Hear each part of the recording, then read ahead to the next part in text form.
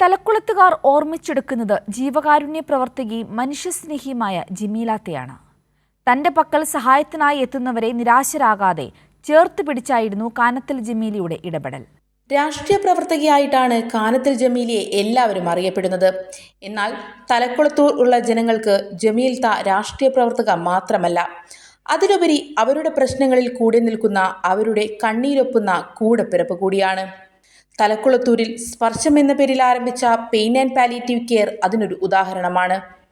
സാന്ത്വന പരിചരണത്തിലൂടെ രാഷ്ട്രീയ ഭേദമന്യേ നാട്ടിലെ ജനങ്ങളെ ചേർത്ത് പിടിക്കുന്ന തലക്കുളത്തുകാരുടെ സ്വന്തം ജമീൽത്ത ഒരു വലിയ മനുഷ്യസ്നേഹിയായിരുന്നു എന്ന് പറയാം. ഒരു രാഷ്ട്രീയ പ്രവർത്തകയ്ക്ക് പുറമെ തലക്കുളത്ത് പഞ്ചായത്തിൽ സ്പർശം പെയിൻ ആൻഡ് പാലിയേറ്റീവ് രൂപീകരിക്കാനുള്ള മുഖ്യ പങ്ക് വഹിക്കുകയും അതിന് പുറത്ത് തുടർച്ചയായിട്ട് ഇപ്പോഴും നിലവിലൊരു സ്പർശം പെയിൻ ആൻഡ് പാലിയേറ്റീവ് തലക്കുളത്തൂരിൻ്റെ പ്രസിഡൻ്റാണ്.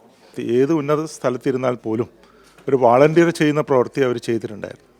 രോഗികളുടെ വീട്ടിൽ പോകാനും അവരെ പരിചരിക്കാനും, കൂടാതെ ഈവൻ അവരെ രോഗികളെ കുളിപ്പിക്കുക, രോഗികളെ സന്തോഷിപ്പിക്കുക, അവരുടെ ആവശ്യങ്ങൾ തിരിച്ചറിയുക, അതിനുള്ള പ്രവർത്തനങ്ങൾ ചെയ്യുക, അതിനൊക്കെ അവർ സന്തോഷം കണ്ടെത്തിയിരുന്നു. തിരക്കുള്ള ജനപ്രതിനിധിയായിരുന്നിട്ടും സ്പർശത്തിന്റെ പ്രവർത്തനങ്ങൾക്കായി കാനത്തിൽ ജമീല സമയം കണ്ടെത്തുമായിരുന്നു.